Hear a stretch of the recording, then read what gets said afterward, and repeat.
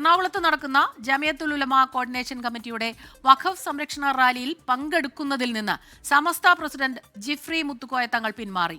സമസ്തയിലെ മുസ്ലിം league അനുകൂല വിഭാഗത്തിന്റെയും കോൺഗ്രസിന്റെയും എതിർപ്പിനെ തുടർന്നാണ് ഈ പിന്മാറ്റമുണ്ടായത്. വിവരങ്ങളുമായി സമീർ ബിൻ കരീമാണ് ചേരുന്നത് മലപ്പുറത്ത് നിന്ന്.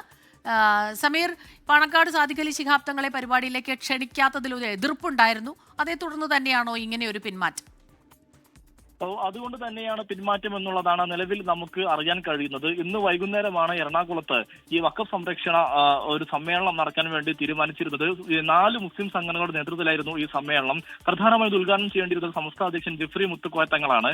എന്നാൽ ഇതിൽ നിന്നുകൊണ്ട് തന്നെ പാണക്കാട് തങ്ങൾമാരെ ഉൾപ്പെടുത്താതെയാണ് ഈ ഒരു സുന്നി സമ്മേളനം നടക്കാൻ വേണ്ടി തീരുമാനിച്ചിരുന്നത്. ഈ സാഹചര്യത്തിൽ കൂടിയാണ് തങ്ങളില്ലാത്തൊരു പരിപാടിയിൽ ജിഫ്രി തങ്ങൾ പങ്കെടുക്കേണ്ടതില്ല എന്നുള്ള തീരുമാനത്തിലേക്ക് കാര്യങ്ങൾ പോയത് എന്നുള്ളതാണ്. അതിന് പിന്നാലെ അദ്ദേഹം നേരിട്ട് പങ്കെടുക്കാതെ ഒരു വീഡിയോ സന്ദേശം മാത്രം ഈ പരിപാടിക്ക് നൽകിക്കൊണ്ട് നൽകാമെന്നുള്ള തീരുമാനത്തിലേക്ക് എത്തി എന്നുള്ളത് നമുക്ക് നിലവിൽ അറിയാൻ കഴിയുന്ന ഏറ്റവും പ്രധാനപ്പെട്ട വിവരം.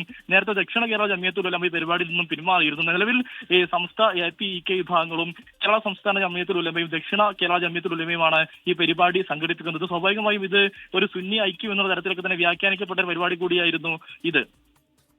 ശരി, സമീർ ബിൻ കരീമാണ് വിവരങ്ങളുമായി നമുക്കൊപ്പം ചേർന്നത്. വഖഫ് സംരക്ഷണ റാലിയിൽ നിന്നാണ് ഇപ്പോൾ അദ്ദേഹം പിന്മാറിയിട്ടുള്ളത്. നേരത്തെ പാണക്കാട് സാദിഖ് അലി ശിഹാബ് തങ്ങളെ പരിപാടിയിലേക്ക് ക്ഷണിക്കാത്തതിൽ ഒരു എതിർപ്പ് നിലനിൽക്കുന്നുണ്ടായിരുന്നു. പക്ഷേ വീഡിയോ സന്ദേശമായി അദ്ദേഹം സന്ദേശം അറിയിക്കും എന്നും വിവരമുണ്ട്.